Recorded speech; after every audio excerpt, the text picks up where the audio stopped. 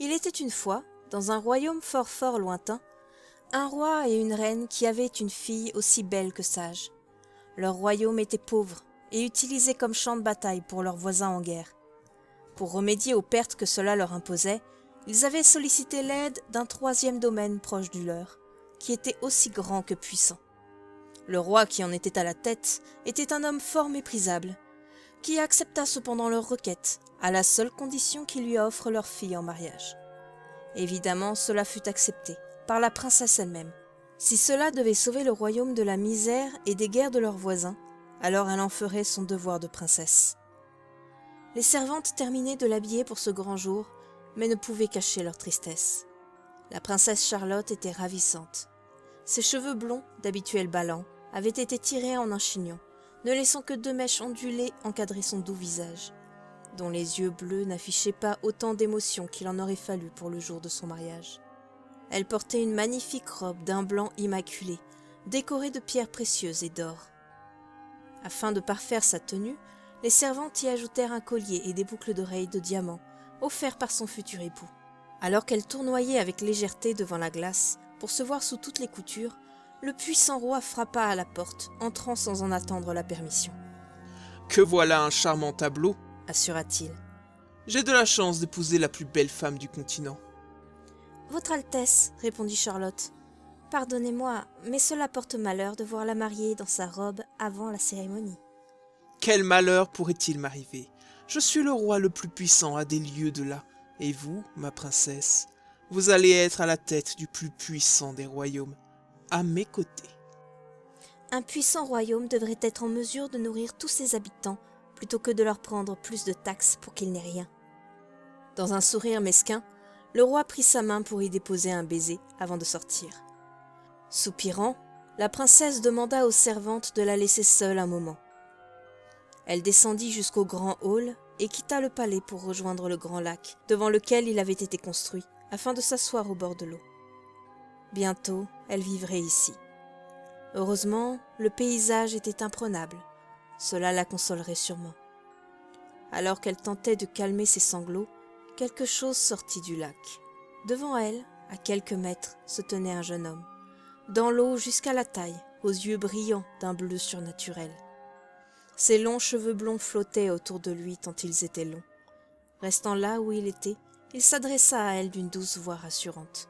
« Princesse, jolie princesse, pourquoi pleures-tu ? » ?»« Je pleure car dans quelques instants, je vais devenir la femme du roi qui règne sur ces contrées. »« Princesse, s'il te plaît, donne-moi ton collier de diamants. » Charlotte regarda un instant la main tendue du jeune homme, puis retira son collier, qui disparut aussitôt de sa main pour réapparaître dans celle de l'étranger.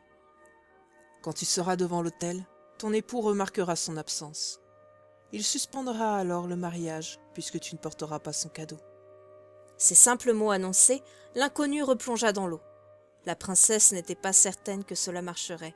Soupirant, elle retrouva ses servantes, qui l'emmenèrent à l'église de la ville afin d'officialiser le mariage.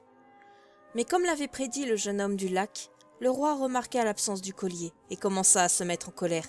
« Je l'ai donné à un mendiant qui avait faim, mentit la princesse. Il en a plus besoin que moi. » De rage, le souverain fit tout arrêter pour le moment. Mais quelques jours après, il annonça la nouvelle date du mariage. Une fois de plus, au matin de la cérémonie, Charlotte s'isola au lac pour pleurer. « Princesse, jolie princesse, pourquoi pleures-tu ? » ?»« Oh, cher ami, ton stratagème a bien marché. Mais voilà qu'il insiste à m'épouser. » »« Princesse, s'il te plaît, donne-moi tes boucles de diamants. » Une fois de plus, elle retira ses bijoux offerts par son futur époux et les donna au mystérieux inconnu qui disparut aussitôt. Devant l'autel, le roi se fâcha à nouveau. « Je les ai donnés à une mendiante qui avait faim, » expliqua la princesse. « Elle en a plus besoin que moi. » Furieux, il arrêta une nouvelle fois la cérémonie de mariage, ordonnant secrètement que la princesse soit surveillée. Lorsqu'enfin la nouvelle date du mariage arriva, la princesse retourna pleurer au lac.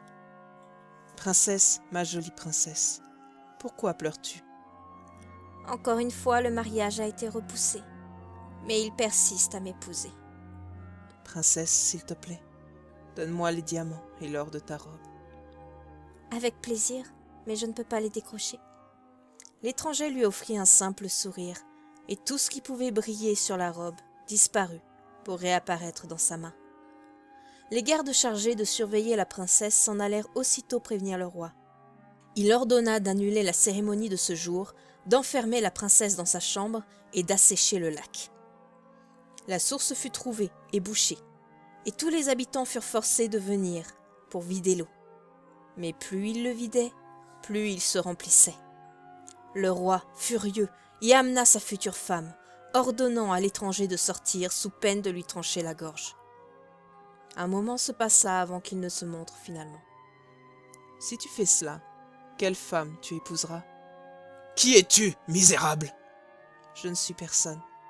L'eau qui murmure et qui danse. Je suis le fils de ce grand lac. »« Un lac ne peut pas avoir de fils. C'est absurde. » »« En vérité, je ne suis que le fils d'une fée, qui vivait dans un grand château, jusqu'à ce qu'elle épouse un homme qui avait lui-même un fils. L'homme et son enfant ont tué la fée et jeté le bébé dans le lac. Je suis ce bébé. »« Non, c'est impossible. » »« Et vous êtes l'enfant de cet homme. » Horrifiée, Charlotte repoussa celui qui devait l'épouser. Elle n'était pas la seule à réagir ainsi. La plupart des villageois et des gardes avaient connu ce royaume sous la tutelle de la fée, un temps où il faisait bon vivre. Tous s'étaient réjouis qu'elle trouve un nouvel époux, mais peu de temps après, ce dernier avait annoncé au peuple que la maladie l'avait emportée, elle mais aussi son fils. Remplis de colère, ils se jetèrent tous sur lui pour lui arracher la couronne et l'emmener au loin. Nul ne sut jamais où le mauvais roi fut emporté, mais personne n'entendit plus jamais parler de lui depuis ce jour. Le véritable prince sortit enfin de son lac pour reprendre la tête de son royaume, et demanda à la princesse Charlotte de l'épouser à la place de l'usurpateur, ce qu'elle accepta sur-le-champ. Les festivités de leurs noces durèrent 3 jours et 3 nuits, et même les 2 royaumes en guerre furent invités pour se réconcilier. Durant leurs années de bonheur, la princesse mit au monde 3 beaux enfants, et ils vécurent tous